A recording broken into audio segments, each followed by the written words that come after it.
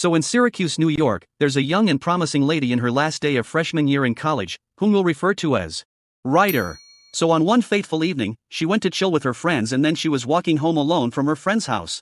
So as she strolls home from her friend's house through a dimly lit park, she is ambushed by a shadowy figure. This malevolent assailant commits a horrifying act against her.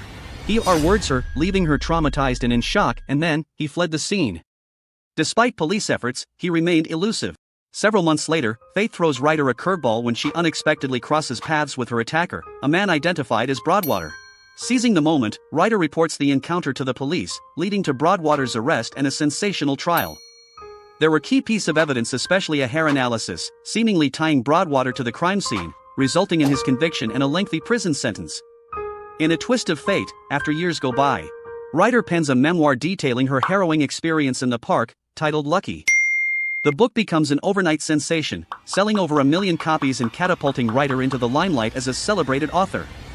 Riding on this wave of success, she crafts her second novel, The Lovely Bones, which becomes a global phenomenon, selling over 10 million copies and catching the eye of acclaimed filmmaker Peter Jackson. And then was adapted into a successful movie starring Mark Wahlberg, and the movie becomes a blockbuster hit, further solidifying Ryder's status as a literary icon. Then enters this guy, Timothy. He is a savvy film producer and he owns a production company. He was impressed by the success of The Lovely Bones and sought to adapt Ryder's first book, Lucky, into a film. He acquires the rights to Lucky and begins developing it into a cinematic masterpiece. All seems to be going swimmingly. Until Timothy delves deeper into the story's details, uncovering inconsistencies that cast doubt on Broadwater's guilt.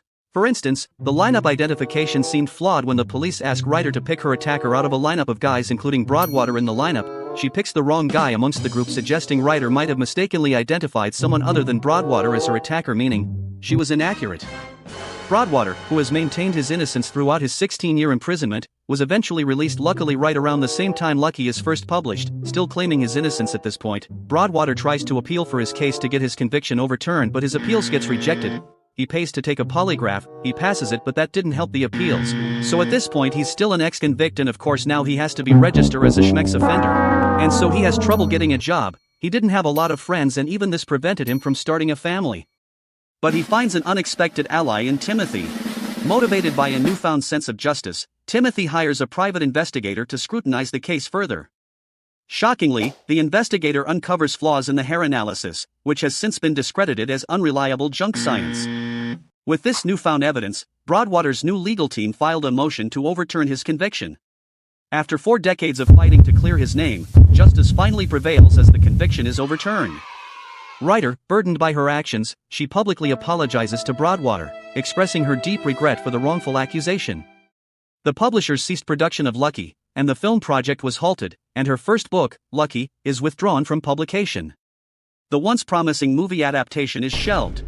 Broadwater, finally free from the shackles of wrongful imprisonment, seeks restitution from the state of New York.